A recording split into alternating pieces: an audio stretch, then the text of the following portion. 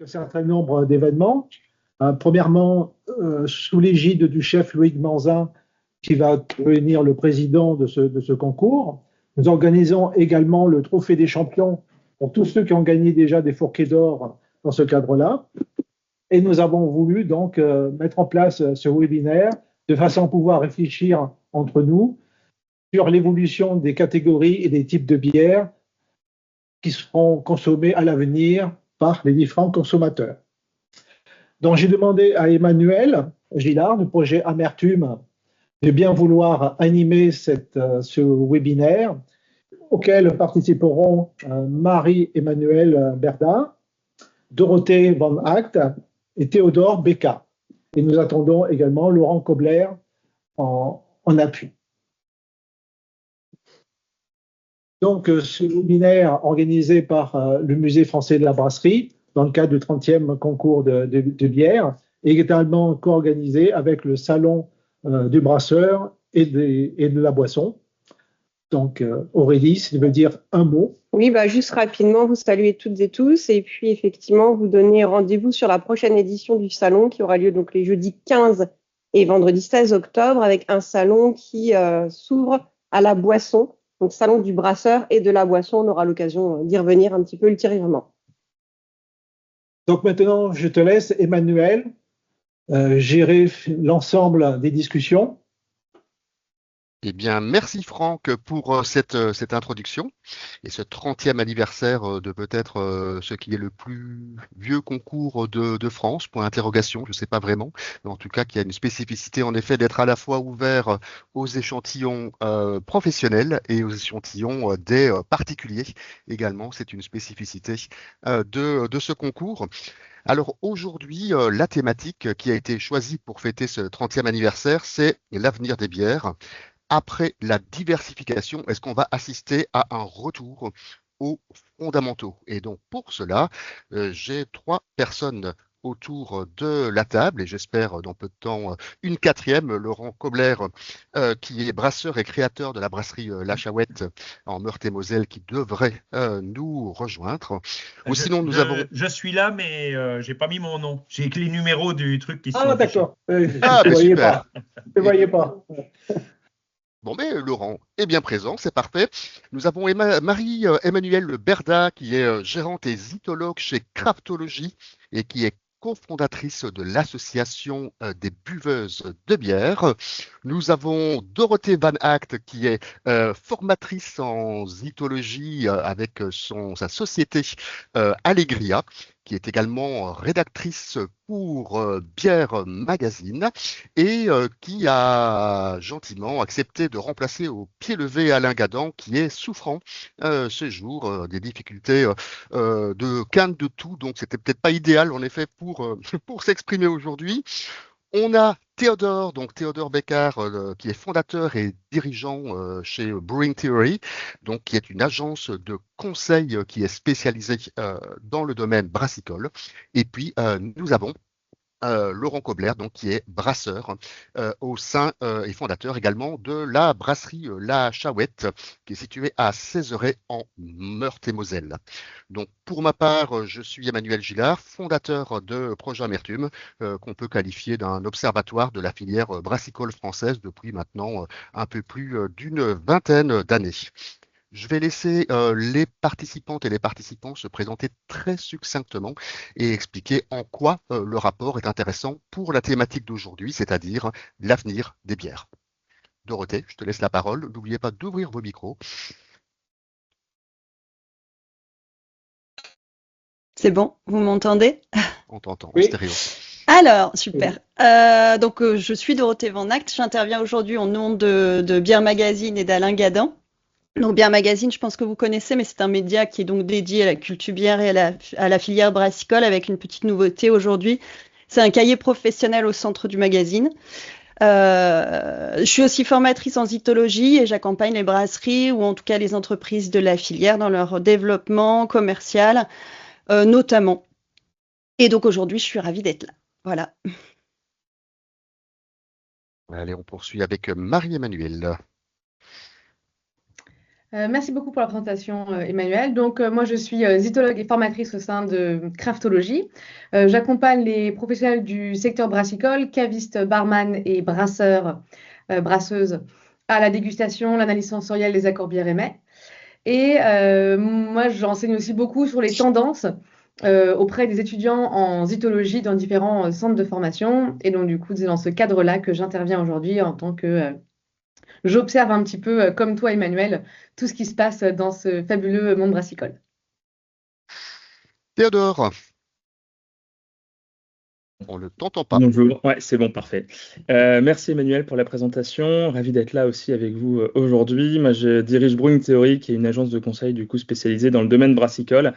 On accompagne les brasseurs et les brasseries dans leurs enjeux qualité et innovation. Pour ça, on a un pôle formation professionnelle, un laboratoire d'analyse et de contrôle qualité et un pôle de recherche et développement.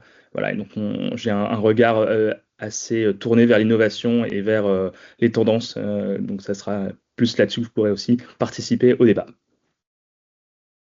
Et on finit avec Laurent, du coup. Alors bonjour à toutes et à tous. Donc Laurent Kobler, moi j'ai démarré ma microbrasserie en 1998. Donc ça va faire 28 ans, un peu, donc retour d'expérience pour la Réunion, ça peut toujours être utile. Et parallèlement, je suis président de Brassicop, donc un rassemblement aujourd'hui de 9 brasseries. Et le principe, c'est qu'on mutualise toute la partie commercialisation, distribution en B2B.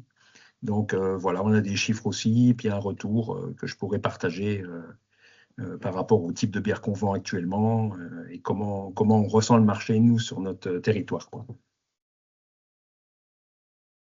D'accord. Alors aujourd'hui, pour dresser un petit mot d'introduction, on peut dire que le renouveau du paysage brassicole s'est constitué avec 2600 brasseries sur l'ensemble du territoire français, peu ou prou, hein, on n'a pas les chiffres exacts. Et pourtant, le débat d'aujourd'hui ne porte pas sur les brasseries en tant que telles, mais sur la bière en elle-même, donc ce produit de consommation et l'acte d'achat qu'il y a derrière. Et nous allons aborder ce sujet sous 4 angles différents que je vais essayer de rythmer avec nos 4 interlocuteurs et interlocutrices. D'une part, une thématique sur l'analyse. Est-ce que l'on se dirige actuellement vers une tendance vers des bières plus simples et plus équilibrées, qui auraient le mérite de toucher un public plus large? Donc il y aura 2 questions ou 3 questions sur cette thématique. Dans une deuxième thématique, on va essayer de consacrer à peu près 10 minutes par thématique, 15 minutes maximum. Les réflexions se porteront sur les conséquences de la forte inflation, donc qui date à peu près de la période mi-2021, mi-2024, et on va essayer de voir comment les brasseries se sont adaptées pour pouvoir subsister, et puis également comment et quels sont les impacts sur les habitudes d'achat des consommateurs. Dans une troisième séquence, on va s'attacher à analyser la tendance de la diminution de l'offre. Il fut un temps où les brasseries avaient énormément de références, où les brasseries faisaient beaucoup de bières éphémères, voire pour certaines, elles ne faisaient que ça, c'était un peu leur signature. On a l'impression que là aussi, les choses bougent et nous poserons quelques questions sur cette thématique. Et puis, dernière partie un peu plus classique, on va poser des questions à nos 4 intervenants sur les styles et les familles de bières qui auraient le vent en poupe. Et on va se poser la question de savoir si c'est ce qui est valable aujourd'hui le sera encore dans le futur, donc simple effet de mode ou tendance de fond. Et je vous propose de commencer tout de suite donc avec une première partie sur est-ce que l'on se dirige vers des bières plus simple et plus équilibré. Alors c'est vrai que le renouveau de la bière s'est accompagné de nombreux excès, hein. On a eu des courses à la bière la plus alcoolisée, on a eu des courses à la bière qui était avec le plus de BU à l'intérieur, celle avec le plus de grammes de houblon par litre.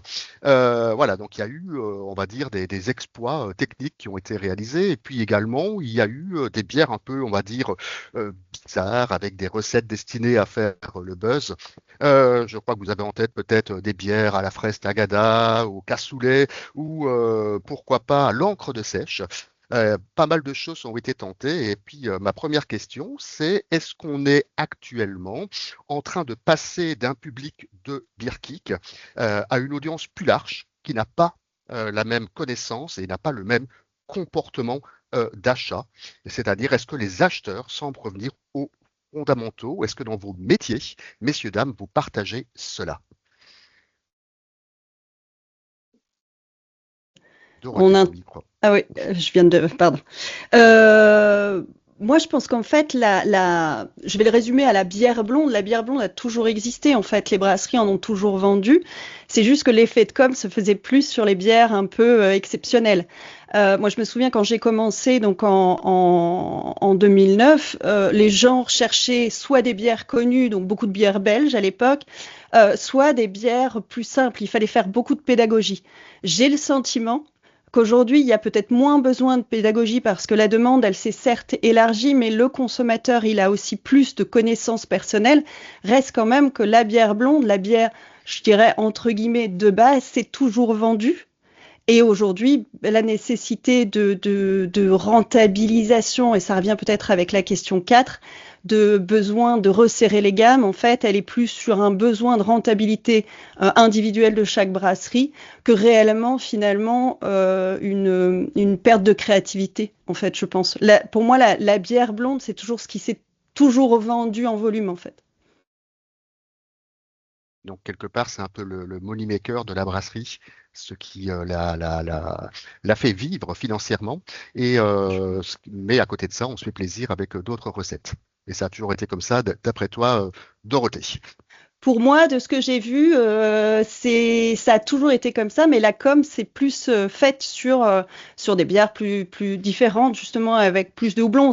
C'est la communication, à dire, autour du houblon et sa mise en valeur nous a permis d'avoir un discours, même nous, revendeurs commerciaux, qui était plus enrichissant de juste dire, regardez, c'est la même bière que celle du voisin, par exemple. D'accord. Et en Théodore, magasin, ouais, pardon. excuse-moi. Théodore, Marie-Emmanuelle, Laurent, je ne sais pas si vous voulez rebondir.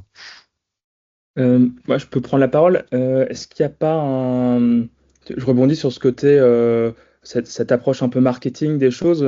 Quand on parle de cette bière blonde, c'est ce qu'on peut appeler le flagship, le vaisseau amiral. C'est effectivement ce qui va générer du cash et de la rentabilité. Et on va essayer de tout faire en termes de recettes pour que ça soit simple à brasser. Je vais prendre un exemple bête, mais quand on brasse, si on peut éviter de diviser un sac de malt en deux, si on peut un petit peu optimiser tout le temps de process, c'est ces bières-là qui vont fonctionner. Mais c'est aussi des bières où finalement le brasseur ou les brasseuses qui sont pour la plupart d'entre nous des passionnés vont à un moment aussi avoir envie de prendre du plaisir d'en créer des choses un petit peu exceptionnelles qui changent aussi. Et c'est là qu'on voit ces découvertes, ces innovations, ces extrêmes aussi un petit peu. Et ça reste entre guillemets un 80-20, quoi, avec 80% de bières blondes qui font la rentabilité et peut-être 10 à 20% de bières dont on entend un peu plus parler parce qu'on se fait plaisir, parce qu'on va chercher aussi un public entre guillemets beer geek. Mais je pense que c'est important de rappeler que le public beer geek, il est minoritaire sur le marché et sur les volumes de bières consommées et fabriquées en France. Et voilà un petit peu ce que je voulais partager. Voilà. Mais c'est intéressant, hein, cette notion de plaisir, parce que finalement, avec l'innovation, la curiosité, c'est quand même un des piliers finalement de ce qu'on peut appeler la bière craft, et ce qui différencie les artisans des industriels. Je ne sais pas, Marie-Emmanuelle ou Laurent, vous n'êtes pas obligé de répondre à chacune des questions, mais en tout cas, vous pouvez le faire. Eh ben, je vais continuer. Moi, je pense que je vais prendre aussi l'exemple de l'IPA. Je pense qu'on est allé aussi très loin dans les IPA, dans les doubles, dans les triples, dans les quadruples, même dans les quintuples IPA. Et je pense qu'à un moment, le consommateur s'est peut-être un petit peu lassé aussi de ces bières un petit peu de surenchère. En effet, comme tu disais tout à l'heure, de l'IBU le plus fort. Et que peut-être qu'aujourd'hui, les gens vont peut-être davantage chercher des produits auxquels ils sont sûrs de la qualité, ils sont sûrs du rapport qualité-prix également, et d'avoir une IPA qu'ils sont sûrs de trouver équilibrée, amère, avec les notes aromatiques qu'on leur demande. Et puis aussi, je pense que le fait d'avoir des bières extrêmes, ce sont quand même des bières qui vont coûter beaucoup plus cher. Et on revient encore à cette question-là du prix, où les gens ne sont plus prêts à payer des canettes qui vont coûter 12 euros pour avoir une bière plus amère ou plus fortement amère qu'une autre. Alors, il est intéressant quand même de constater que certaines brasseries font leur publicité et leur image de marque uniquement sur des bières pour le périmètre des beer kicks, alors que ce n'est pas ça qui les fait vivre. Et c'est un petit peu finalement la même chose avec j'aime pas ce terme, même en tout cas les bières de Gallia Heineken, où au final c'est un épiphénomène sur le plan purement financier. Je ne sais même pas si c'est rentable ou pas, mais en tout cas on en parle tellement dans la presse que c'est un gros coup de pub, quoi, finalement. Exactement, et je pense que c'est aussi pour ça que des brasseries comme Iron ont eu tellement, on a beaucoup parlé d'eux avec leur bière un petit peu, tu parlais tout à l'heure des cassoulets du Tagada, la joie qui vient de sortir une bière au Malabar, mais pourtant, c'était pas forcément ce qui a fait vivre sa brasserie pendant très longtemps. Tout à fait. Laurent? Oui, je partage beaucoup d'éléments là déjà qui viennent d'être rappelés. Après, c'est vrai que le retour des classiques, on le dit, en fait, ça a toujours été un peu un accompagnement. En 28 ans, moi j'ai vu l'évolution. Quand on a démarré, vraiment, on n'était pas un peu nombreux avant 2000 à se lancer dans la bière. Et la porte d'entrée, c'était pas la blonde, c'était des bières chargées, c'était des ambrés, on s'inspirait de Jeanlin à l'époque et on était sur ces produits-là. La blonde, elle est arrivée un petit peu plus tard. Parce que justement, la microbrasserie, on avait l'habitude des blondes, Heineken, Kronenbourg et tout, donc on ne se mettait pas du tout là-dessus. On allait chercher des produits complètement différents. Les IPA, on n'en parle pas, ça n'existait pas en 98. Et du coup, en revanche, moi j'ai démarré avec de l'ambré. Après, effectivement, est venu les classiques, la blonde, la blanche, la rousse, voilà. Et aujourd'hui, on voit l'effet au niveau de notre coopérative, parce qu'on parlait tout à l'heure de la multiplication des gammes qui était compliquée et tout. Nous, c'était une volonté de notre coopérative, c'est de se dire, ceux qui sont forts justement sur la IPA, sur les NEPA, sur les sour aux fruits ou les gauzes ou des bières comme ça, spécifiques, autant qu'ils gardent leur force, plutôt que chacun essaye de faire la même chose. Donc, ça nous permet d'avoir un catalogue commun beaucoup plus riche et de répondre à toute la demande. Mais malgré tout, sur notre coopérative, c'est clair, c'est 50%, les classiques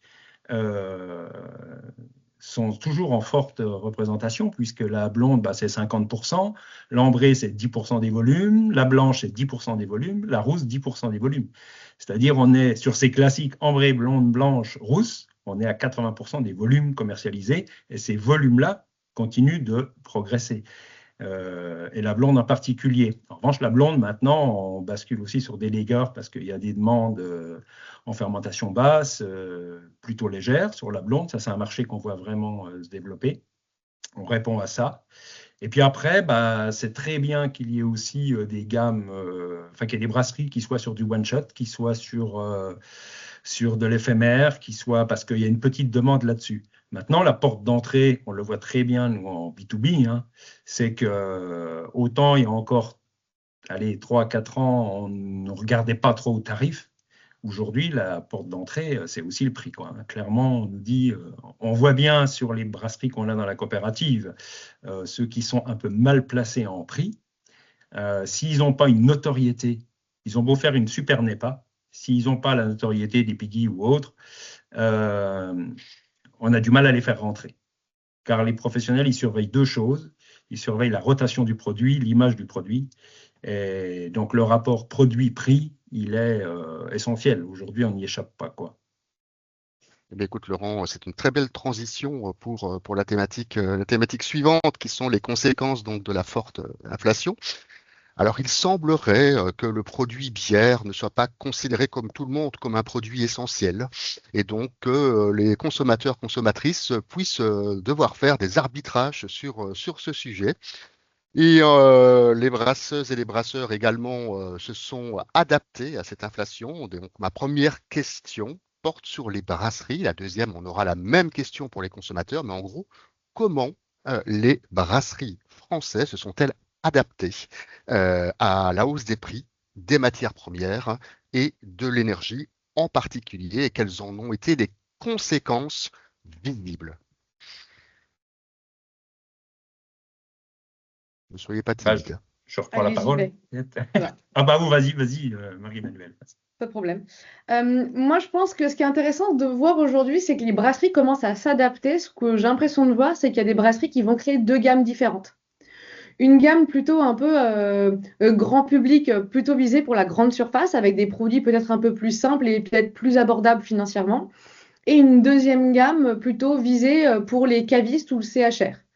Et avec ces deux gammes-là, souvent la brasserie peut du coup se diversifier, d'avoir des parts de marché avec des produits peut-être un peu plus craft, beer geek pour des cavistes, mais pourtant avoir quand même une grosse part de marché dans des bières peut-être un peu plus classiques, pas forcément industrielles, mais que cette deuxième gamme-là, plutôt en GD, qu'on puisse aussi la voir et qu'ils puissent gagner des parts de marché sur des festivals ou sur des gros événements ou sur des salles de spectacle finalement où on peut finalement boire de la bière artisanale au même niveau qu'on boirait une Heineken avec des tarifs qui sont à peu près similaires. D'accord. Pour rebondir sur l'adaptation un peu des tarifs, parce qu'on a vu tout, on a vu flamber les tarifs. L'exemple le plus flagrant, c'est les bouteilles. Hein. Quand les bouteilles étaient passées, une 33 centilitres, elle était passée de 13 centimes à 21 centimes, quand c'est monté au maximum. Aujourd'hui, on est revenu à des prix, on est à 13 centimes, 14 centimes. Donc, on est revenu à des choses plus raisonnables.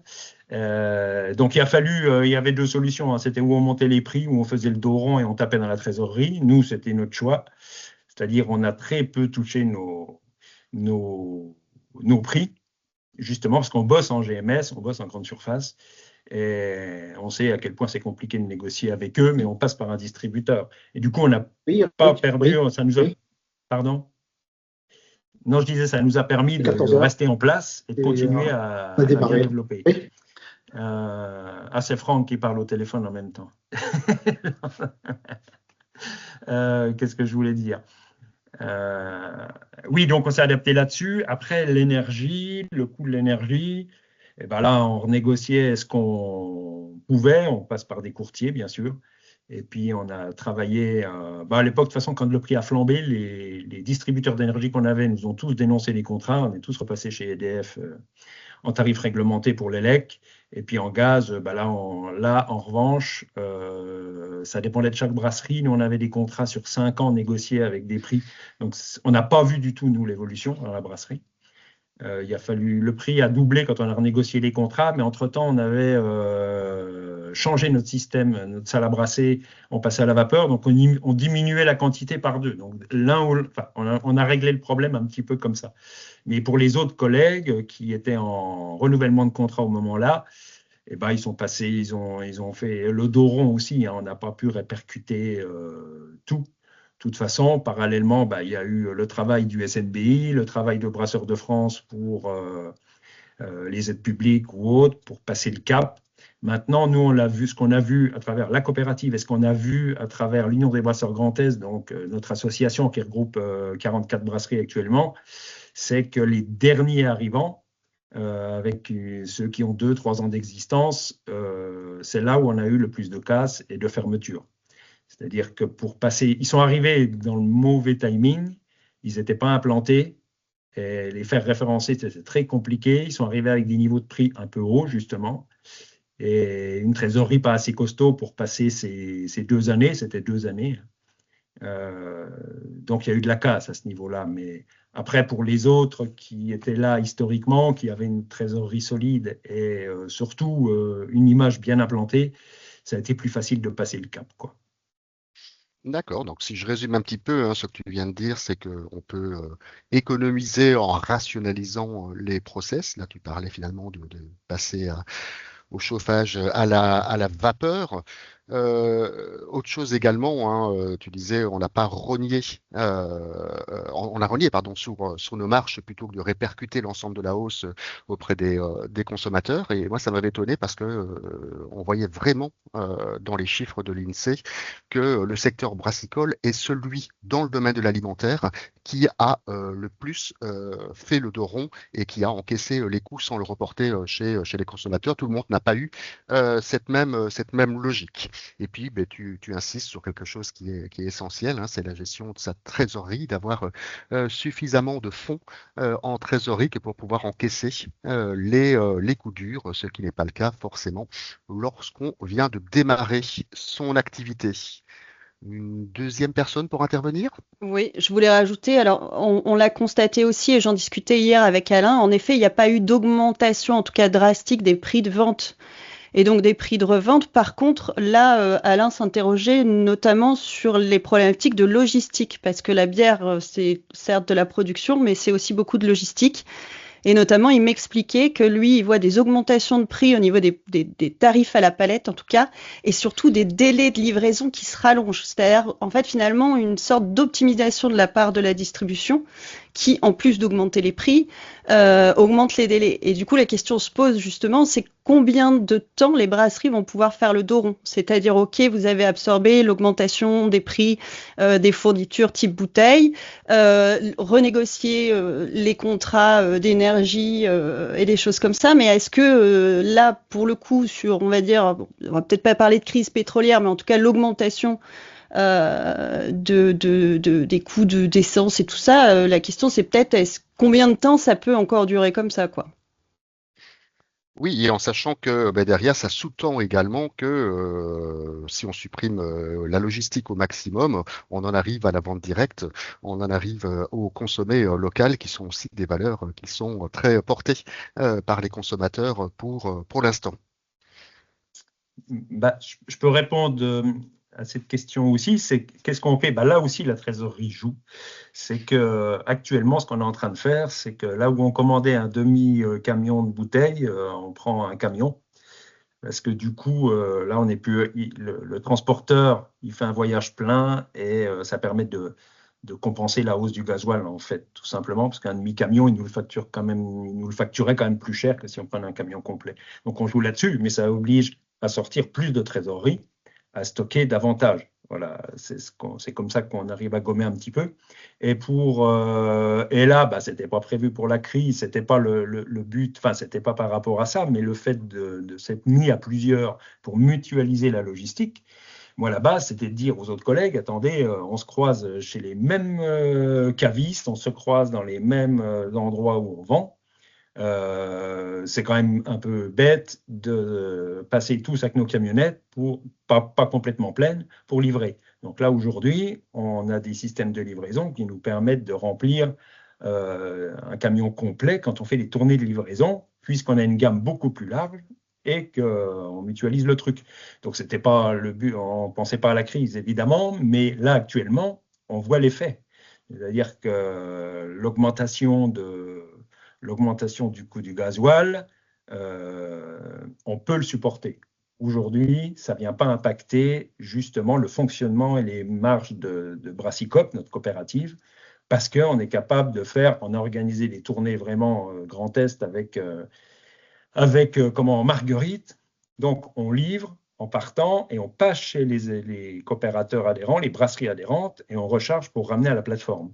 Donc, c'est-à-dire, on roule pratiquement tout le temps à charge, ce qui nous permet vraiment d'optimiser ça. Si on était tout seul, si on n'avait pas fait cette coopérative aujourd'hui, bah, pour les plus petits, ou même pour nous, on n'irait plus aussi loin livré. Aujourd'hui, ça nous permet de maintenir ce flux et d'absorber l'impact. Voilà. C'est un exemple. Un exemple sur la mutualisation de la logistique et des achats dans votre coopérative. Oui. Certains le font sur les block shows. Là, ça reste, j'ai bien compris, 9 entités qui restent indépendantes les unes des autres, qui sont membres d'une coopérative. Mais il est clair que la mutualisation, ne fût-ce que de la logistique et des achats, est en effet quelque chose qui est très, très intéressant. Je ne sais pas s'il y a quelqu'un d'autre pour rebondir sur ce point ou si on passe. Oui, Ouais. Théodore. Ouais, je me permets de rebondir parce que justement là on a l'exemple d'une brasserie qui est ancrée, qui existe depuis, on peut parler de dizaines d'années sur son territoire et qui du coup fait un certain volume. Laurent, tu fais combien d'hectolitres par an? Là, parce qu'on a changé de bâtiment, ça fait 1 an et demi, donc on était passé de 800 hectos à 1200, et là, on est sur une base de 1500 hectos. Les 500 hectos. Mais il y a la plupart, il y a beaucoup de brasseries, des centaines de brasseries qui font très peu de volume. Et aujourd'hui, moi, ce que j'entends dans le secteur, c'est plus la question de. Là, on parlait d'acheter un camion complet plutôt que d'acheter un demi-camion. Là, aujourd'hui, il y a des brasseurs qui achètent brassin par brassin. Et en fait, la question que tu posais, Emmanuel, combien de temps les brasseurs pourront faire le dos rond? En fait, on voit qu'il y a eu des fermetures de brasseries, des choses très difficiles ces derniers mois, ces dernières semaines, parce que si le nerf de la guerre, c'est la trésor, et cette trésor, il n'y en a plus. Et donc, on a on a entendu parler des exemples concrets de brasseries qui achètent brassin par brassin ou semaine de brassage par semaine de brassage. Et là, pour le coup, ça optimise pas du tout les coûts. Ok, mais du côté des consommateurs, du coup, qu'est-ce que vous constatez comme changement face à cette hausse des prix, cette inflation globale, hein, pas rien que dans le domaine de la bière, donc qui impacte le portefeuille et les décisions que doivent prendre, les arbitrages que doivent prendre les consommateurs au quotidien? Je me permets. Alors moi, il y a une tendance que j'ai vue que j'avais beaucoup vue au début quand j'ai démarré. C'est le retour de la 75 centilitres. Je parle vraiment de la vente caviste, où en fait, pour optimiser les achats, en fait, les gens préfèrent prendre une grande bouteille, 2 grandes bouteilles, 3 grandes bouteilles, plutôt qu'avant 6 petites, par exemple. On est peut-être moins sur la découverte, mais plus du coup sur le rapport quantité-prix. Chose qu'on avait complètement perdue. Enfin, encore une fois, dans un contexte très parisien, hein, mais qui était un peu parti. On avait rééquilibré les rayons justement en mettant beaucoup moins de 75 centilitres et je trouve qu'il y a un petit retour. Donc en fait, il y a un calcul au volume qui se fait de la part du consommateur. Par contre, j'ai pas vu de changement de curiosité. Moi, ce qui m'interpelle aussi, c'est les rayons de supermarché. C'est-à-dire qu'aujourd'hui, en fait, dans un supermarché, hypermarché, on va trouver un rayon bière craft beaucoup plus grand qu'il y a de ça quelques années. Donc en fait, on a une sorte quand même de démocratisation et avec des bouteilles qui sur certaines enseignes vont jusqu'à 8 allez 8,50 la 75 centilitres, ce qui peut historiquement paraître très élevé pour du supermarché, mais qui je pense se justifie par rapport aux produits. Alors moi j'ai une vision caviste, donc j'ai pas eu le sentiment d'avoir eu une baisse de la consommation, ou en tout cas la seule tendance que j'ai pu relever, c'est vraiment ce retour de la 75. Par contre, j'ai pas spécifiquement les chiffres des supermarchés, donc là je peux pas parler, mais je trouve ça intéressant qu'en tout cas les rayons s'élargissent et se diversifient. Alors c'est vrai, et pour donner quelques chiffres qui prouvent cela, en 8 ans, entre 2012 et 2020, la longueur de linéaire accordée aux bières a doublé. On est passé d'à peu près 40 à 80 références, et il y a un doublement de cet espace qui est très convoité, c'est très compliqué. Et c'est aussi, et surtout, parce que derrière, les GMS s'y retrouvent. Et un autre chiffre intéressant, c'est que je crois que c'était en 2021 ou en 2022, le chiffre d'affaires du rayon bière a dépassé celui du vin. C'était une première. On voit que le vin baisse à la fois en valeur et en volume, alors que la bière, si parfois elle baisse un peu en volume, en tout cas en valeur, elle se porte toujours bien, et en particulier avec un secteur comme celui des bières sans alcool, qui sont des bières à valeur ajoutée avec des marges plus importantes. Quelqu'un d'autre pour rebondir? Marie-Emmanuelle, peut-être? Moi, je vais rejoindre Dorothée là-dessus. En effet, je pense que la grande surface est en train de changer un peu la donne. Je pense qu'il y a beaucoup de consommateurs qui étaient peut-être habitués au caviste, ou en tout cas de cette exception du caviste, de la bière belge au début, puis après des bières françaises, puis locales, qu'on trouvait uniquement chez les cavistes. Aujourd'hui, c'est des produits qu'on trouve dans la majorité des grandes surfaces. Comme tu disais aussi, les linéaires ont vraiment augmenté. On peut le voir dans quasiment beaucoup de grandes surfaces. Et puis aussi, on peut voir aussi l'augmentation de l'entreprise, par exemple Culture Craft, qui met en avant des brassins spécifiquement brassés pour la grande surface, avec des brasseries artisanales françaises. Et on voit que ça, c'est une entreprise qui fonctionne assez bien d'ailleurs, parce que ils rendent la craft accessible à des consommateurs, où on va se retrouver avec des IPA qui va avoisiner les 6 euros, les 44 centilitres, ce qui peut commencer à devenir compliqué chez certains cavistes spécialisés en bière. Puis je vois aussi que certains, en tout cas à côté de chez moi, le caviste a vraiment c'était très compliqué pour lui parce que la bière coûtait vraiment beaucoup moins cher vendue en GD que chez lui, même quasiment au niveau des prix d'achat. Et en fait, ils ont cette force de frappe que les cavistes indépendants n'ont pas, qui fait que ils se retrouvent à devoir choisir les bières qu'ils doivent mettre en rayon pour que le consommateur, lui, ne privilégie pas systématiquement la GD pour les achats de bières, disons, un peu plus classiques. Eh bien, merci à Marie-Emmanuelle. Et là aussi, tu m'offres une bonne transition pour la thématique suivante, qui est diminution de l'offre, point d'interrogation. Et on va s'intéresser aux bières éphémères, qui sont souvent plus onéreuses, et c'est normal, hein, on va acheter des ingrédients plus onéreux, spécifiques, qui viennent parfois de plus loin. On prend aussi une prise de risque plus importante derrière. Dans la commercialisation du produit qui peut éventuellement te rester sur les mains. Est-ce que les bières éphémères sont vouées à disparaître dans le futur? Je reprends. Moi, personnellement, je pense pas. Je pense que c'est encore peut-être un effet de com. Alors, il y a un besoin de rentabilité, même sur les bières éphémères. Il y a aussi, à l'inverse, le besoin de continuer à s'amuser et surtout continuer à interpeller le consommateur. Encore une fois, je pense que le consommateur, il a lui-même évolué. Il a d'abord été curieux, il a appris. Parfois, il a appris par lui-même, grâce à son caviste, justement, parce que quand même, ce qui fait la grosse différence entre un caviste et un rayon de supermarché, c'est que chez le caviste, il y a un vrai conseil, il y a un vrai accompagnement, il y a un vrai, on va dire, presque suivi de la découverte. Aujourd'hui, le consommateur, il a des notions, il sait justement ce que c'est qu'une IPA, et d'ailleurs, il va spontanément le demander. On l'a vu aussi, par exemple, dans le changement d'offre dans les bars sous contrat. Où on a vu les appuyés arriver, notamment avec Brewdog, je pense aussi, je sais plus, c'était Lagunitas à l'époque, avec des contrats de distribution. Donc on a vu qu'il y avait une vraie demande du consommateur là-dessus. Et donc l'éphémère, en fait, il y a aussi, il y a eu un changement aussi, c'est-à-dire qu'il y a vraiment aujourd'hui, comme tout va très vite, le besoin du consommateur, je pense, encore une fois, voilà, de changement. Il a intégré cette notion de je prends une bière, je l'aime beaucoup, peut-être que le mois prochain, je la retrouverai plus. C'est plus un problème. C'est-à-dire par rapport à justement l'aspect curiosité. Il y a le fait aussi de la standardisation. Encore une fois, une brasserie qui fait des petits volumes ne va peut-être pas forcément reproduire à l'exactitude une IPA pour lequel elle aura réussi à choper tel houblon et qu'elle aura envie d'essayer tel autre houblon pour le brassin suivant. Enfin, il y a vraiment ça, je pense que c'est intégré.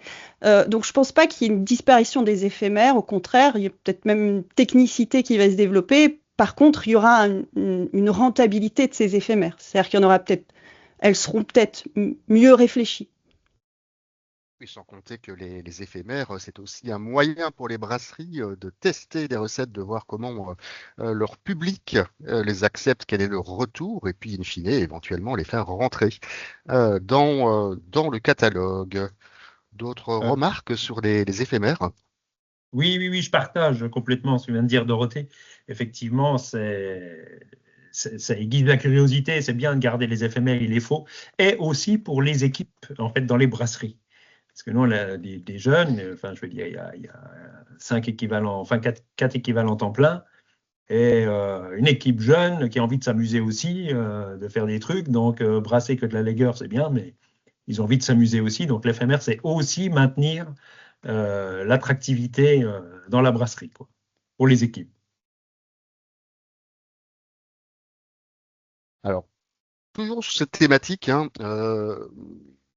parmi nous, on est plusieurs à être jurés de concours et on a pu observer ces dernières années une évolution très positive. Et heureusement d'ailleurs, parce que on va dire qu'il y a une dizaine d'années d'ici, on partait quand même d'assez loin sur la qualité des produits français qui, pour l'instant, n'ont plus à rougir de ce qui se fait à l'extérieur. Est-ce qu'on peut penser que cela va avoir ou a déjà un impact sur les importations de bières étrangères qui, a priori, vu la logistique, s'avèrent plus chères?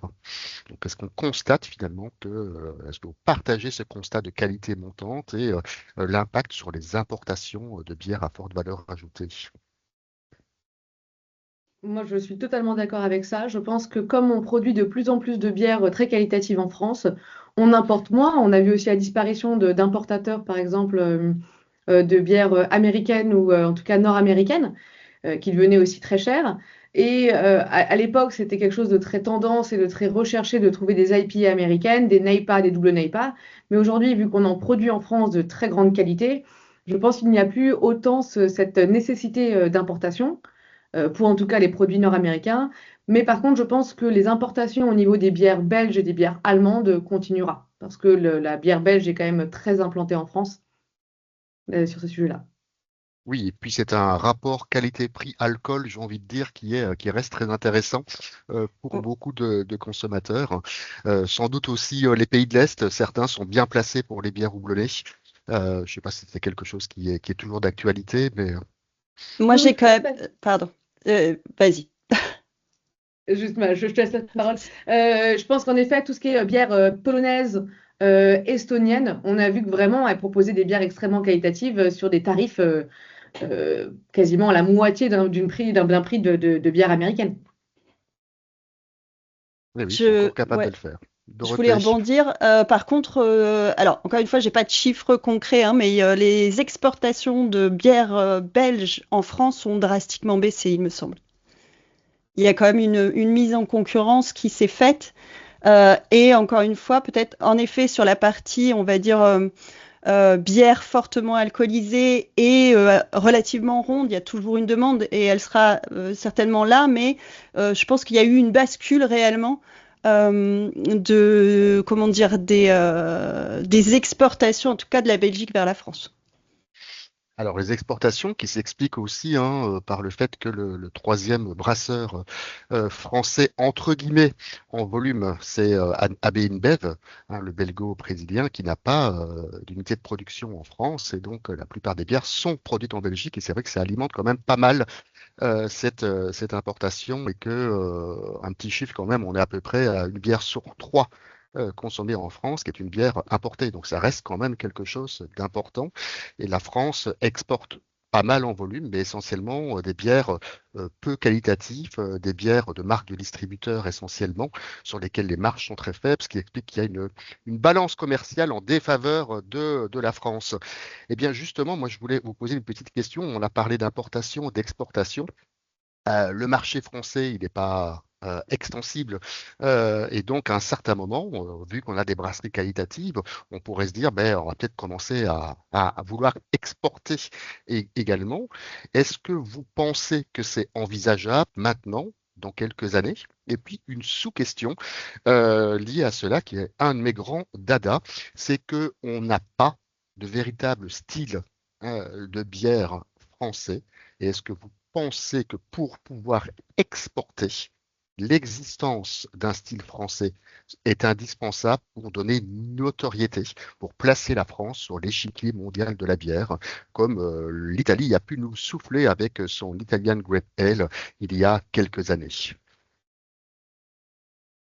Alors, je suis du Nord, donc j'aborde le sujet de la bière de garde. Ne t'excuse Est-ce pas. que, est-ce qu'il n'y a pas de style français ou est-ce qu'il n'y a plus de style français? Je pense aussi, alors j'ouvre le débat, hein. Je pense aussi à la bière de Mars, il me semble aussi. Alors, mes grands, je viens d'une famille de brasseurs, donc mes grands-parents avaient une brasserie, on faisait de la bière de garde dans le Nord. C'était quelque chose, c'était un peu une institution. Et je rebondis sur ce que tu disais, Laurent. Quand vous avez démarré, on s'inspirait de Jeanlin. Et Jeanlin, Ambray, bière de garde, finalement, c'était aussi ce retour-là.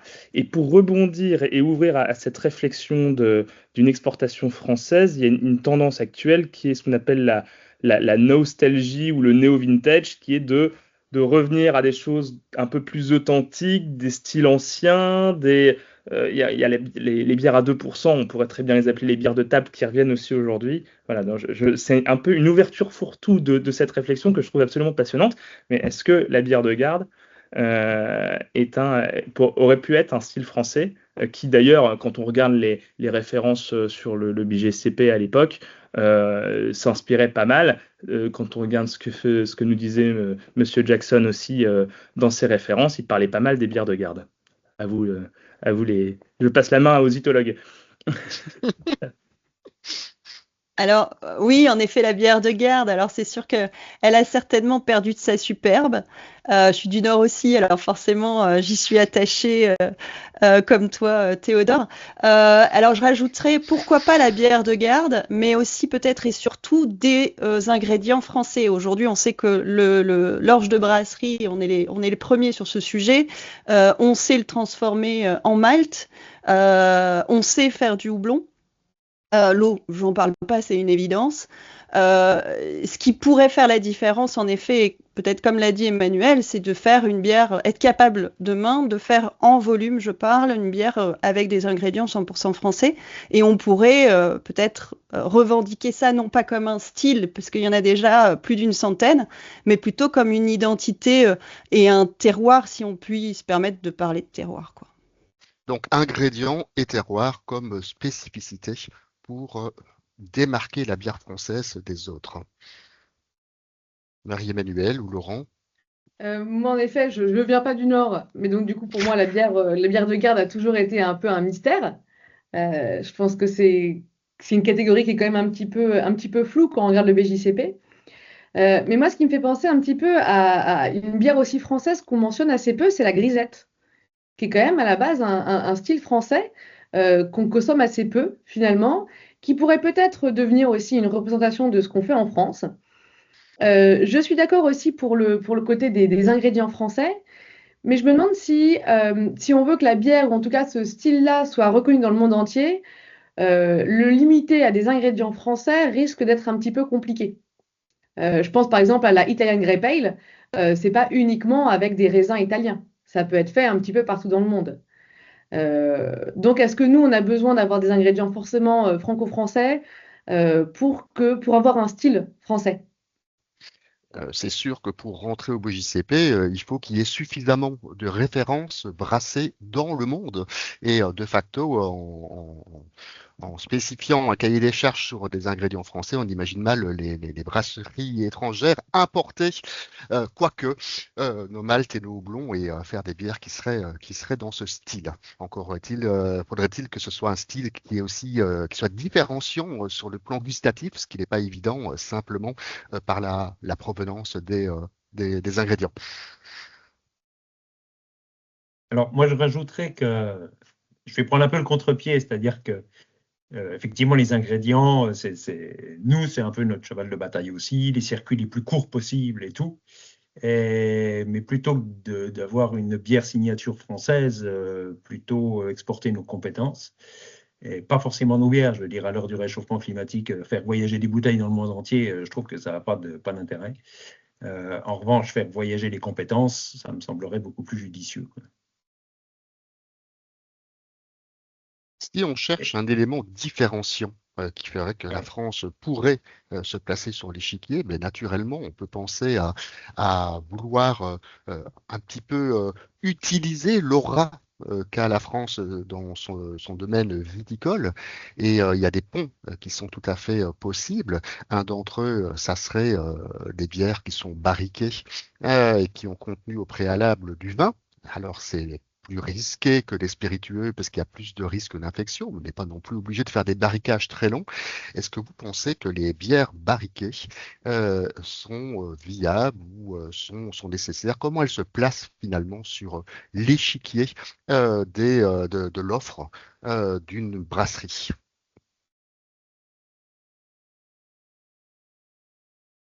Il y a Maxime qui voulait intervenir. Je ne sais pas, par rapport à la bière de garde, peut-être. Eh bien, on laisse Maxime s'exprimer. Oui, bonjour à tous, c'est Maxence de la Cité des Brasseurs. Juste pour vous dire que la semaine Maxence, prochaine, pardon. je t'en prie, Dorothée.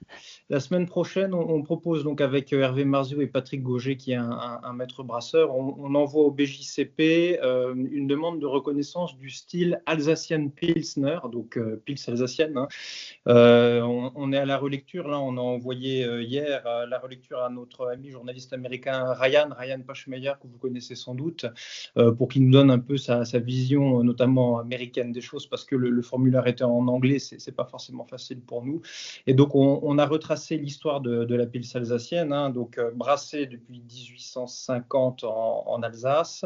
Alors forcément, hein, comme l'Alsace a changé 5 fois de nationalité en à peu près 80 ans, elle est influencée par la Pils allemande, mais pas que, puisqu'à partir de 1927, quand la famille Haag veut copier la Pilsner Urquell, donc tchèque, et qu'ils ont en 1931 l'autorisation officielle d'utiliser le mot Météor Pils bière d'Alsace, hein, tout ensemble, il utilise du Strissel à partir des années 50, donc un houblon français, hein, alsacien, en plus du houblon Saz. Et donc on considère, et on a pu ça le retracer, que depuis maintenant au moins 90 ans, on a donc une bière qui a des qualités organoleptiques qui sont propres, puisque un petit peu moins maltée que les pils tchèques, un peu moins amère aussi et un peu plus sèche que les pils allemandes, du fait de l'utilisation historique, hein, de riz ou de maïs en Alsace, hein, comme c'est des cultures endémiques.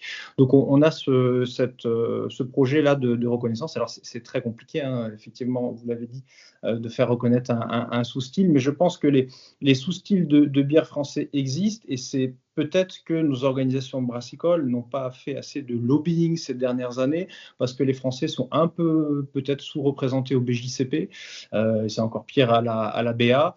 Voilà, on va tester ça, et puis bon, on vous tiendra au courant. L'idée étant vraiment d'imposer un peu la Pils alsacienne aussi un peu plus sur les tables internationales, parce qu'on pense que c'est une bière qui a beaucoup encore de potentiel. D'ailleurs, elle est très appréciée aux États-Unis, puisqu'on a des micros américaines qui brassent, hein, de la Pils alsacienne, notamment avec du Strissel. Voilà, je vous dérange pas plus. Ah, mais tu nous déranges pas, on est même très intéressé de lire ce cahier des charges. Et tu soulignes quelque chose d'important, hein, c'est qu'à un certain moment, si on veut créer un style, il faut se fédérer, il faut se retrousser les manches, et des syndicats, par exemple de brasseurs, ou les associations peuvent et doivent même être les relais de ces initiatives. Mais ce qu'il y a de très bien, c'est qu'à partir du moment où il y aurait et que ce soit une Alsacienne Pilsner ou autre chose qui entre en lice, eh bien, je pense que ça donnera l'idée à d'autres en France de se lancer. Ça débloquera un petit peu cette mécanique. Donc, c'est une très, très belle nouvelle, Maxence. Du coup, les bières barriquées à venir. Moi, je pense que c'est intéressant pour l'image. Mais est-ce que vraiment le marché est stable sur ce genre de produit? Je pense que c'est compliqué à vendre, en fait. Bon. C'est vrai que le nombre de brasseries qui ne vendent que ça, j'en ai pas beaucoup en tête, hein. Il y a la Spontanerie, par exemple, qui est la brasserie historique De pays flamands. Du pays flamand. Je pense à Sacrilège également, mais il n'y a quand même pas 36 000 brasseries qui ne font que ça. Je parle ayant une taille respectable, hein. Ouais, pour moi, c'est un produit complémentaire, c'est presque une gamme à part, en fait. D'ailleurs, souvent, on le voit, et j'en avais parlé avec la Malpolon, où c'est son dada, on va dire, il aime beaucoup ça. Par contre, c'est pas ça qui lui permet de faire tourner la brasserie. Ok. Et allez, on va finir. Il nous reste 5 petites minutes et je vous propose de parler des bières sans alcool. Donc, pour rappel, en France, une bière sans alcool, contrairement aux pays qui nous entourent, c'est une bière qui est en dessous de 1,2% d'alcool en volume. Donc, il y aura peut-être une harmonisation dans le futur. En tout cas, ça permet aussi bien aux industriels qu'aux petits brasseurs de respecter ce cahier des charges. Donc, ma question, c'est est-ce que vous pensez que le sans-alcool est fait pour durer? Et puis, ma deuxième question liée à cela, c'est quid des bières faiblement alcoolisées d'une manière générale, donc situées entre 1,2 et on va dire 3 degrés. Est-ce que là aussi, c'est un segment qui peut être intéressant, dont on parle très peu finalement? Voilà, je vous écoute. Moi, je pense que la bière sans alcool est maintenant bien implantée en France. On en voit partout chez les cavistes. On voit que c'est une vraie tendance. Et c'est un mouvement qui, je pense, a vocation à rester. Je pense que les gens ont commencé à se rendre compte que la bière sans alcool, il y avait vraiment des très belles options. Que d'ailleurs, il y a beaucoup de personnes, quand elles veulent consommer des produits sans alcool, vont plutôt se tourner vers la bière plutôt que vers les vins et les spiritueux. Et qu'on voit aujourd'hui que la majorité des brasseries, là on l'a vu cette année au mois de janvier, durant le Dry January, il y a beaucoup de brasseries françaises qui ont sorti des sans-alcool, avec des niveaux très différents, mais on a eu une explosion. Et finalement, même pour les brasseries qui n'ont pas les moyens de produire de la bière sans alcool, vont quand même produire des softs, des limonades, des ginger beer, des choses comme ça. Je pense que ça va rester. Et c'est vrai que ce nouveau marché des micros, les micros IPA, faut vraiment voir ce que ça donne. Je pense que c'est quelque chose qu'il faut observer, voir si c'est une mouvance que les consommateurs souhaitent consommer tout au long de l'année, et pas seulement un produit qui serait consommé uniquement vers les périodes estivales pour consommer peut-être avec moins de degrés d'alcool. D'accord, Marie-Emmanuelle. D'autres réactions? Il nous reste encore 2-3 minutes avant de céder la parole aux personnes qui voudraient vous poser des questions, leurs questions. Je rebondis sur ce que tu dis, Marie-Emmanuelle. Dans mes notes de la préparation, je m'étais noté, finalement, on n'est plus sur une tendance, on est sur un changement durable des habitudes de consommation. Alors nous, on a toujours cette place d'être toujours un peu en amont des tendances parce qu'on recueille les demandes et les besoins de nos clients qui sont soit des brasseries, soit des entrepreneurs, des startups qui ont une idée et qui veulent la mettre en place sur le marché. Et je peux vous dire que 90% de notre chiffre d'affaires en recherche et développement est sans alcool. Et 100% l'est en bière, pour de la partie conception de recettes. Pas sur des conseils ou sur des choses un peu ad hoc. Et donc, on a d'ailleurs cette distinction qui va se faire. Alors, donc, on a cet univers Nolo, hein, donc l'eau plutôt aux alentours de 2% d'alcool et No sans alcool. Et on a cette distinction en termes de R&D entre l'inférieur à 0,5% et le 0,0. Et donc, on est déjà en train, nous, dans la vision qu'on a, d'avoir ces distinctions aussi entre quel processus on met en place pour pouvoir faire ces bières sans alcool. Est-ce qu'on fait de la désalcoolisation? Est-ce qu'on fait de la fermentation, etc. Et ça, c'est hyper intéressant de voir comment ça progresse. Et je rebondis aussi sur ces sorties des bières faibles en alcool à 2%. Ce que je remarque aussi dans les tendances, c'est on a de plus en plus de demandes de bières aromatisées aussi. Donc faibles en alcool et aromatisées.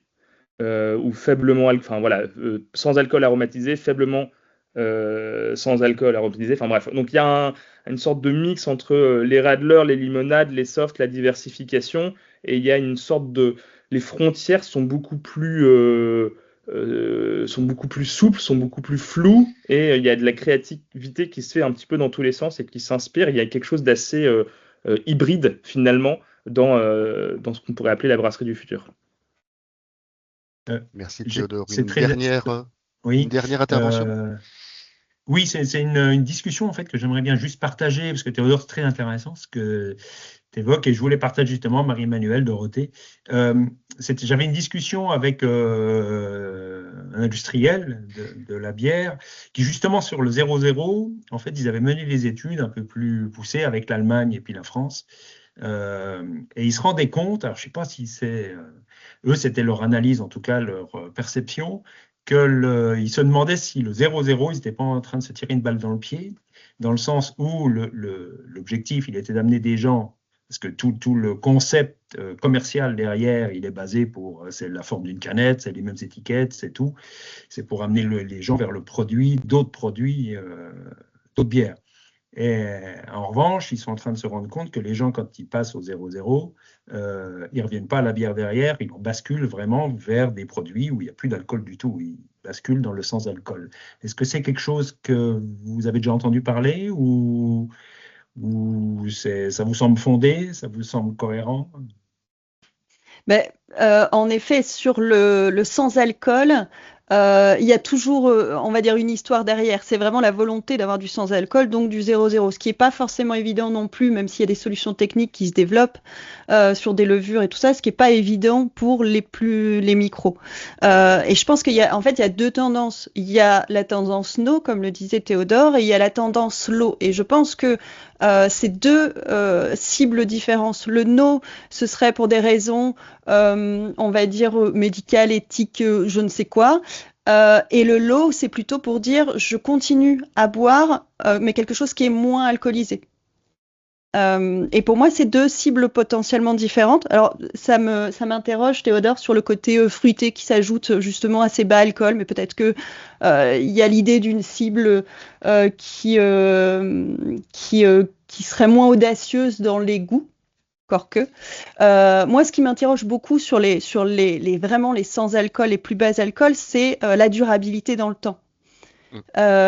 Comment on fait pour qu'une bière sans alcool ou faiblement alcoolisée dure dans le temps, sachant que pour l'avoir vu, alors encore une fois, ça évolue en R&D très très vite sur ce segment-là, mais moi j'ai vu des brasseries faire du bas alcool sans pasteurisation, par exemple.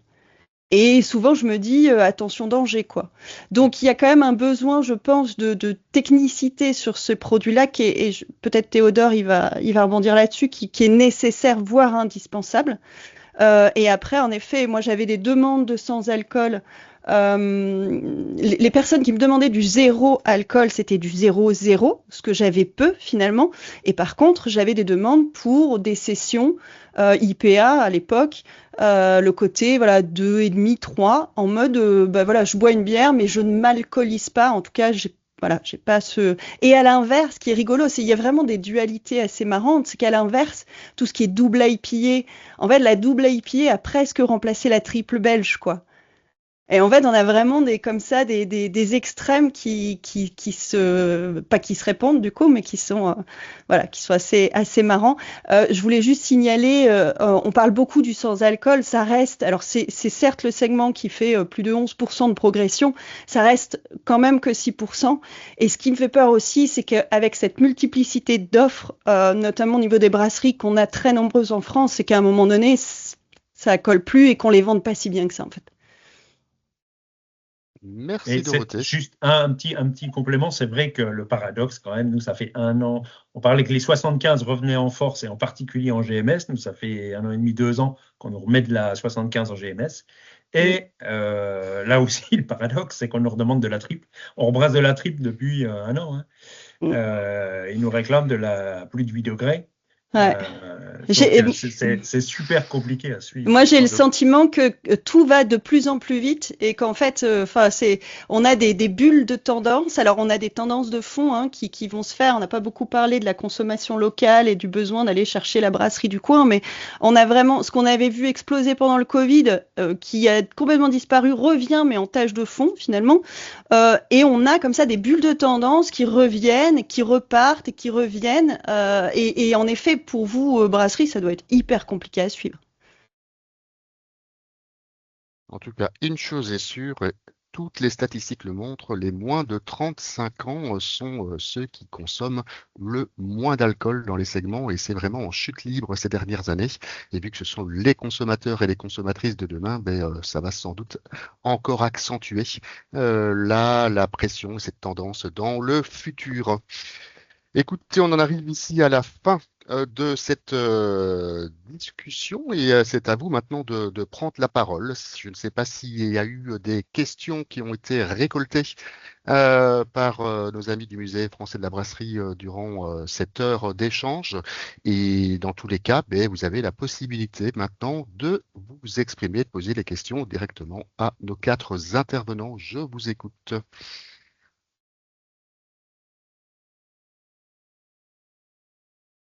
Je me permets, il y a quelques questions dans le chat, dans la conversation. Je ne sais pas si tu les vois, Emmanuel.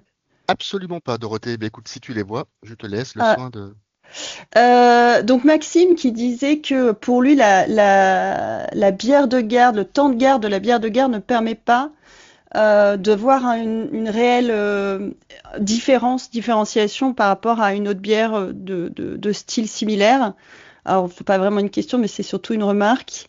Il y a Annette qui demande si, donc, du point de vue...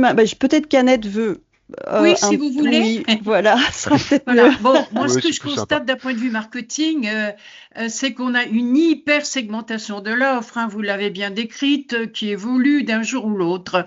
Et ce qu'on peut constater quand on a une hyper communication, une hyper segmentation, c'est que ça profite aux leaders pour le rapport qualité-prix, ou ça va profiter aux produits extrêmement qualitatifs, qui peuvent être des spécialités ou des produits destinés à des locavores. Donc moi, je me demande si finalement on n'est pas dans un assainissement du marché. Après une explosion de tout est permis, on se recentre sur le rapport qualité-prix pour une consommation habituelle et ou sur une consommation occasionnelle pour une vraie expérience sensorielle. Parce que ça, c'est quelque chose qui est au marketing dans la bouche de tous les services marketing en agroalimentaire aujourd'hui, quoi. D'où ma question, est-ce que finalement tous nos brasseurs ont-ils bien étudié leur circuit de vente, tant en volume qu'en rentabilité, circuit de vente, grande distribution, cavistes, marché des bières, hein, comme ceux qu'on organise nous après le salon du brasseur à Nancy, vente dans les fermes où on a de plus en plus de propositions de produits destinés aux locavores, dîner découverte grâce à l'association Mes Bières, avant de choisir le type de bière à fabriquer. On est passé dans un marketing de l'offre au marketing de la demande et aujourd'hui la bière n'y fait pas exception. Donc est-ce que quelque part on ne s'aperçoit pas que le plaisir de brasser c'est une chose, mais si on veut en vivre, encore faut-il savoir ce que veulent les consommateurs et où leur proposer. Une longue question, qui veut répondre? La question est juste, hein, on développe un peu tout en réalité, mais c'est vrai qu'on suit, nous, on suit quand même le marché, en réalité on le subit un peu. C'est difficile aujourd'hui d'aller se positionner sur un style en disant c'est ça qui marchera demain. Le marché est volatile, hein. Ce que je vous disais, hein, on a commencé en 75 centilitres, après les gens n'en voulaient plus que de la 33, la 75 est revenue en force, on faisait plus de triple, on en refait. On est vraiment sur la demande, effectivement, et nous, on est un peu obligé de suivre. Je ne sais pas trop comment aborder, sinon les perspectives, comment se projeter, quel type de produit marchera demain, quel type de bière. En revanche, c'est vrai ce qu'on voit se développer chez les brasseries ont plutôt bien résisté justement à tout ce qu'on a dit avant. C'est les brew-pubs, c'est faire des soirées à thème, c'est faire des apéros-concerts, c'est faire ça. Ça renforce le lien et l'image. Par exemple, moi, quand je suis rentré en GMS, j'ai hésité longtemps avant de rentrer à GMS parce que j'étais distribué dans d'abord les cavistes, les petits magasins de producteurs et tout. Et en revanche, quand on est rentré en GMS par un distributeur, on avait réfléchi à faire une autre gamme, enfin les mêmes bières, mais avec un autre étiquetage, tout simplement pour pouvoir mettre en concurrence. Et les GMS ont dit non. Ce qu'on veut, c'est le nom et l'image. Et du coup, on est rentré en GMS avec le même nom, les mêmes bières qu'on avait chez les cavistes. Et les cavistes, en revanche, on a une stratégie un peu particulière. On savait que les GMS mettaient des marges faibles, donc on leur vend plus cher en GMS que chez un caviste.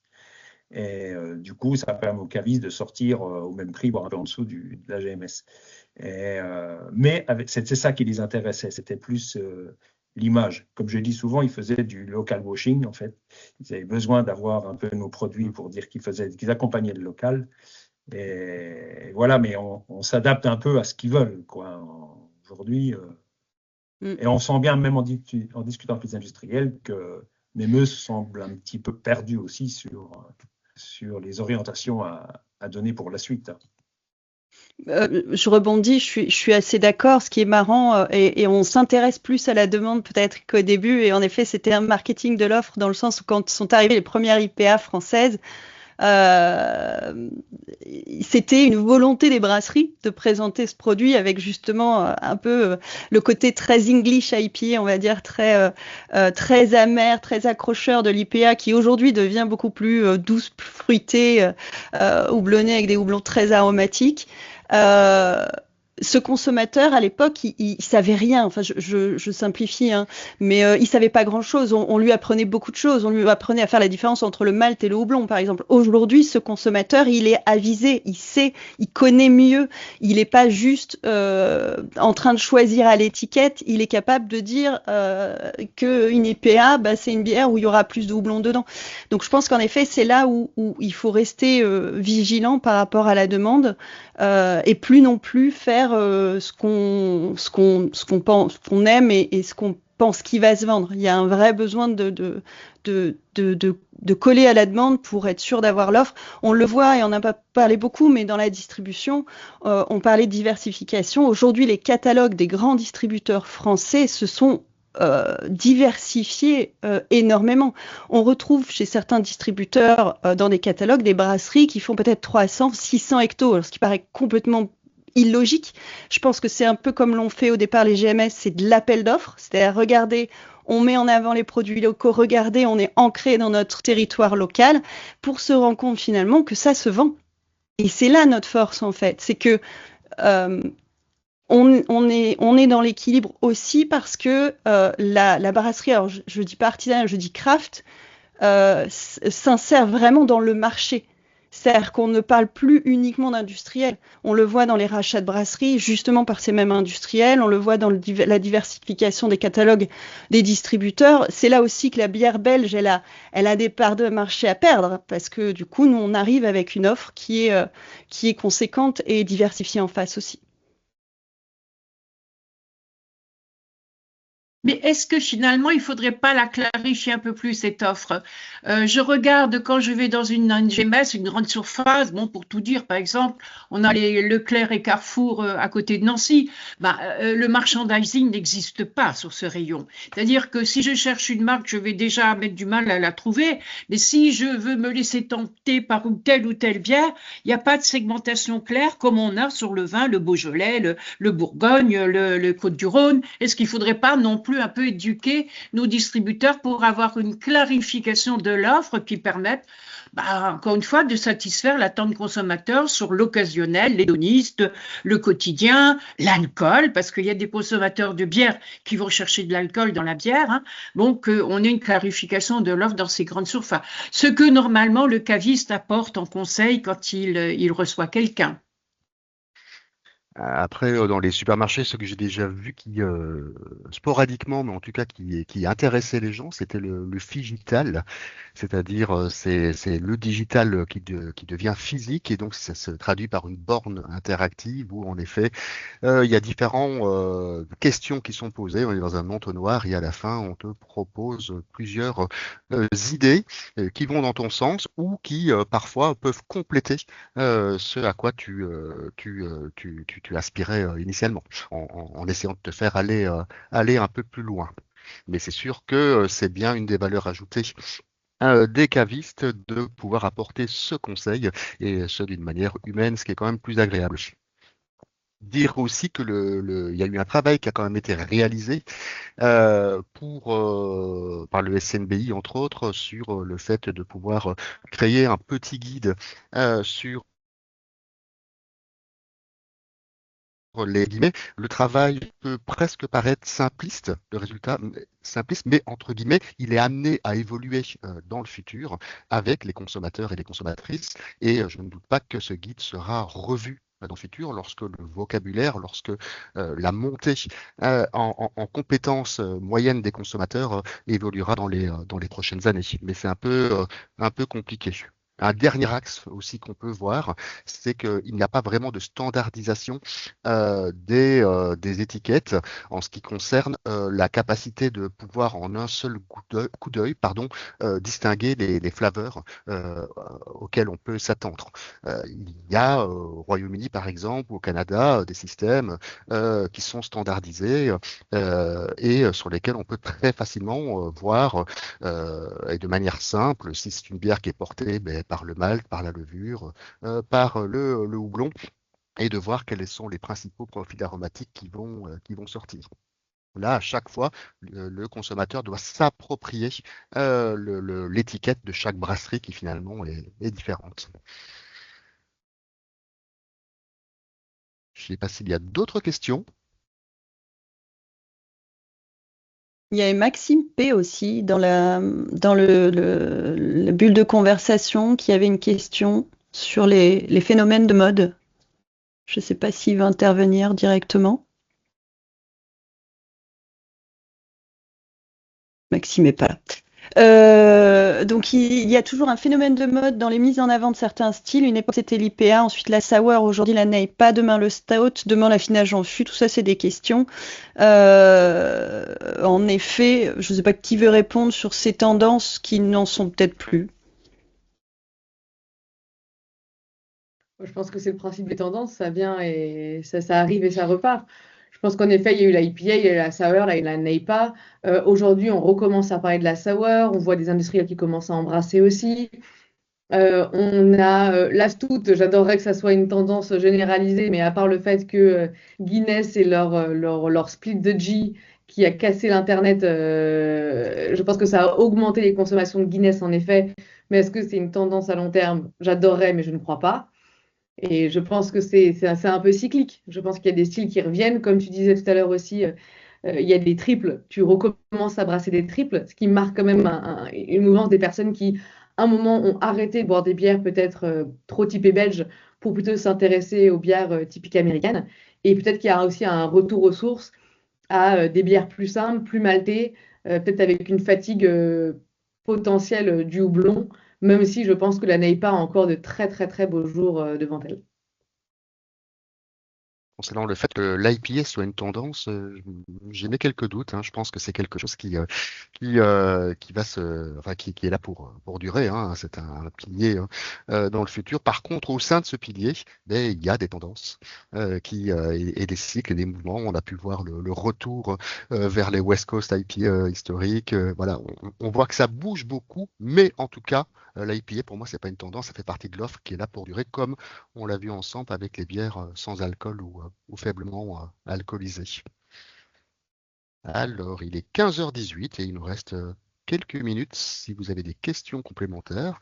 Et puis, je peux vous poser la question si à vous quatre, auriez-vous des questions à poser à vos collègues? N'hésitez pas. Alors, je rebondis sur un peu sur les tendances et sur les styles, un peu aussi, qui est un peu le sujet de l'avenir des bières. Est-ce qu'en ce moment, on n'entend pas un peu parler de ces XPA? Ça parle un petit peu à certains d'entre vous, les Extra Pale Ale. Moi, j'ai pas encore eu l'occasion de travailler sur un développement de recettes. J'ai vu qu'il y avait une brasserie, j'ai dû prendre une capture d'écran et qui avait annoncé une sortie de ce style-là la semaine dernière sur Instagram, je ne me souviens plus laquelle. Est-ce que c'est quelque chose, est-ce que c'est un épi, parce que avant les modes, les tendances, il y a un peu ces épiphénomènes. Est-ce qu'il y a un épiphénomène que vous observez de votre côté sur cette variation de la PLL?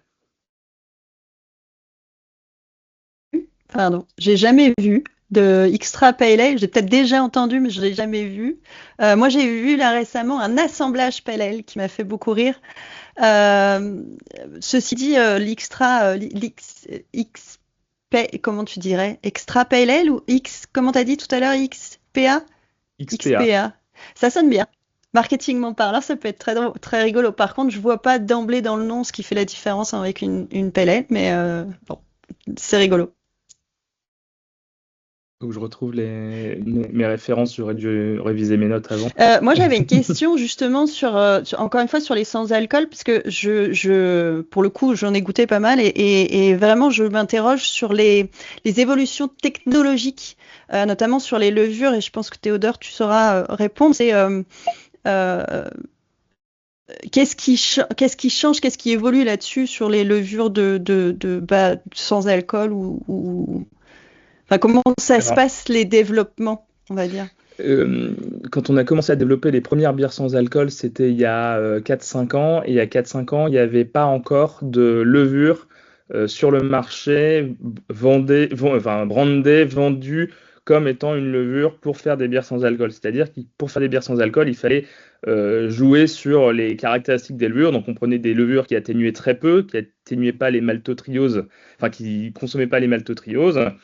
et on faisait des paliers d'empâtage très élevés. Donc en combinant ça avec des maltes qui vont amener de la rondeur, du corps, etc., on arrivait à faire des bières qui titraient aux alentours de 0,5%, 0,4%, souvent un peu plus.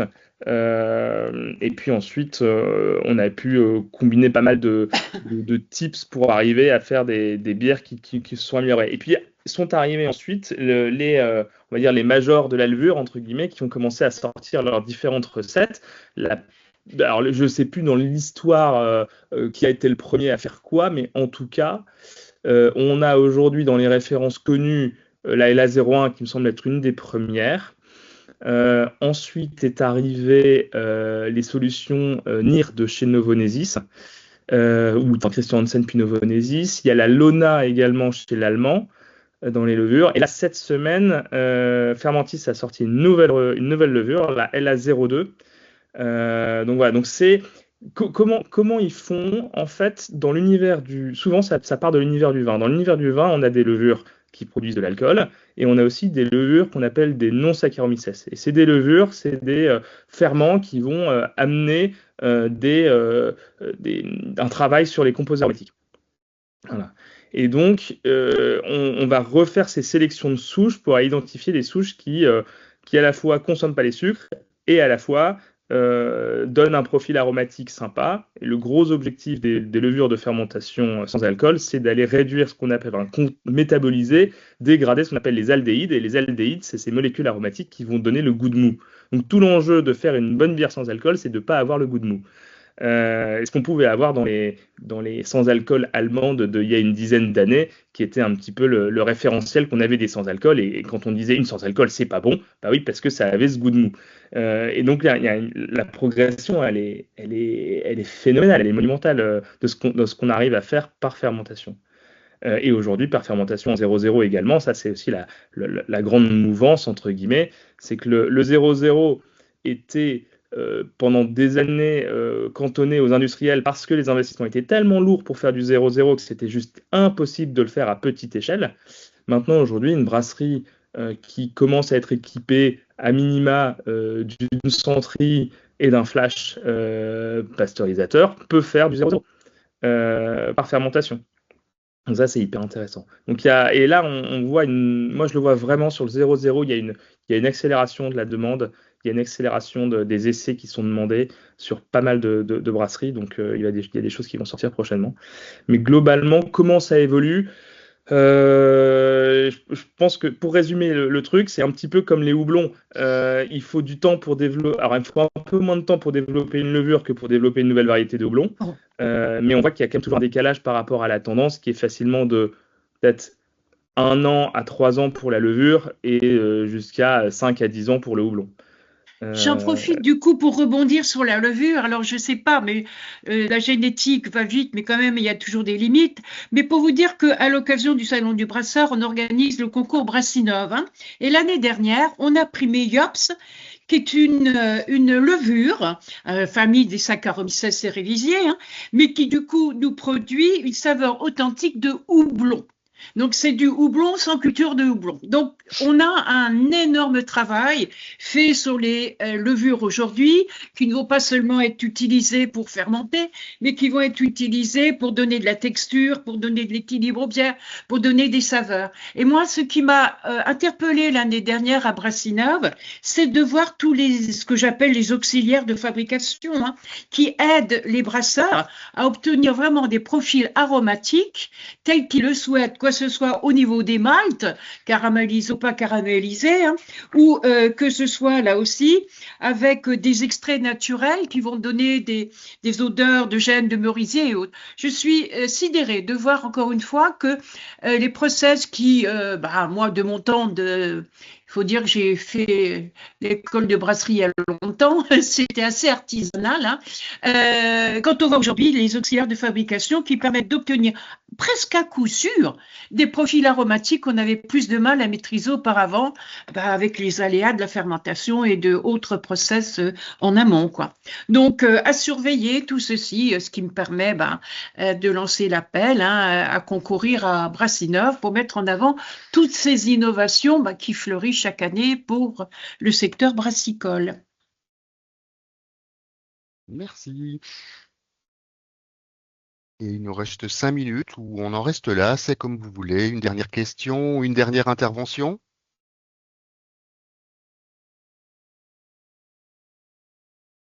Je continue à prendre la parole, j'en profite. Pour rebondir un petit peu sur ce qu'on a dit tout à l'heure, je me l'étais noté, mais ça me semblait intéressant de vous en parler puisqu'en plus on est un peu quand même dans la discussion, sur l'impact des prix et comment se sont adaptées les brasseries, vu qu'on parle un petit peu d'innovation. Là, dernièrement, on a eu une demande d'un de nos clients qui a été par rapport à leur référentiel de levure qu'ils ont actuellement dans la brasserie, la question c'était source-moi une levure identifie-moi une gamme de levure qui n'a pas besoin d'être thermorégulée. Donc c'est-à-dire que pendant la fermentation primaire, globalement la température, si on ne régule pas la température de la cuve, la température peut monter facilement à 30-32 degrés. Le problème c'est que du coup ça coûte de l'énergie de réguler cette température de fermentation. Et donc là un des enjeux c'était comment je fais pour ne plus avoir besoin d'utiliser mon groupe froid, à la fois sur la partie fermentation primaire, mais aussi sur la partie garde, pour faire des économies substantielles, économie de temps et économie de ressources. Donc, voilà, donc ça c'était, j'avais déjà vu et lu des choses un petit peu similaires, mais pour des brasseries de taille plus petite. Là, c'était un acteur qui avait quand même un volume assez important. J'ai été assez surpris et en même temps, ça a du sens aussi. Mais c'est assez intéressant de voir ces questionnements-là, quoi, dans l'adaptation face aux aléas climatiques, de business, économiques, etc.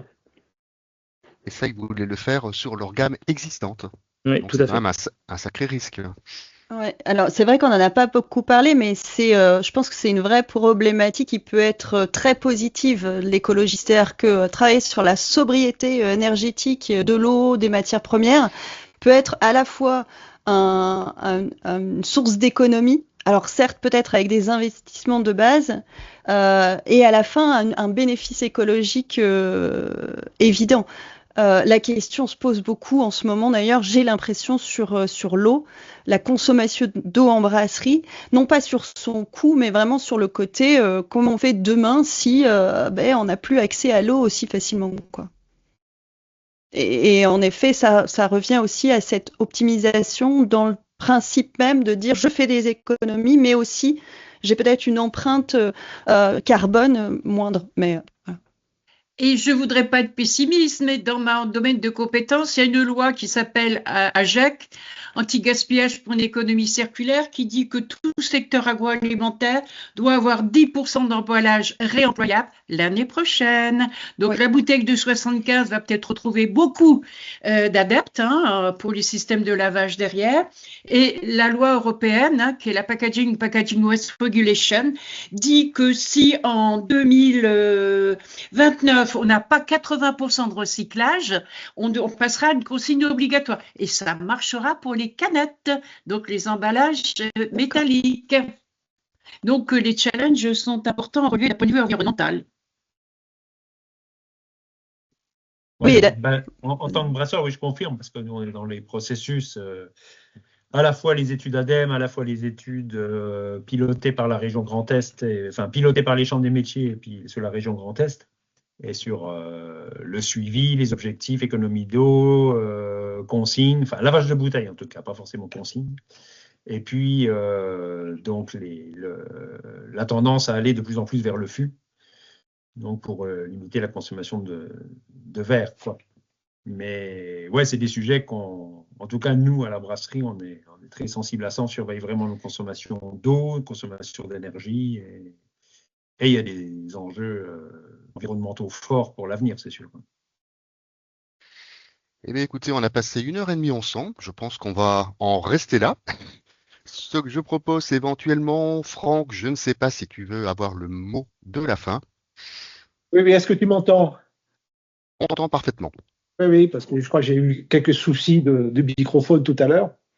Donc, je tiens à vous remercier à l'ensemble des intervenants, Emmanuel, Laurent, Marie-Emmanuel, Dorothée et Théodore, pour l'ensemble de ces échanges qui ont été vraiment très intéressants, qui permettent d'avoir une vision globale finalement du marché et les différentes tendances à venir, vers quoi doivent travailler les microbrasseurs. Est-ce que, Eric, tu veux dire un petit mot? Non? Non. Donc, je vous souhaite à tous une bonne poursuite, une bonne campagne 2026, puisque elle va bien prochainement démarrer avec le beau temps. Et donc, je rappelle que ce webinaire a été enregistré et sera donc mis à disposition de l'ensemble des brasseurs, que ce soit les filières. Et je vous rappelle donc le 30e concours de bière qui aura lieu cette année avec une inscription qui va se dérouler jusqu'au 23 mai. Et puis donc le salon du brasseur qui aura lieu les 15 et 16 octobre prochains, donc à Nancy. Là, je vous souhaite une bonne fin de journée. Merci à toutes et à tous. Merci beaucoup. Merci. Au revoir. Au revoir. Au revoir. Au revoir à tous. Merci.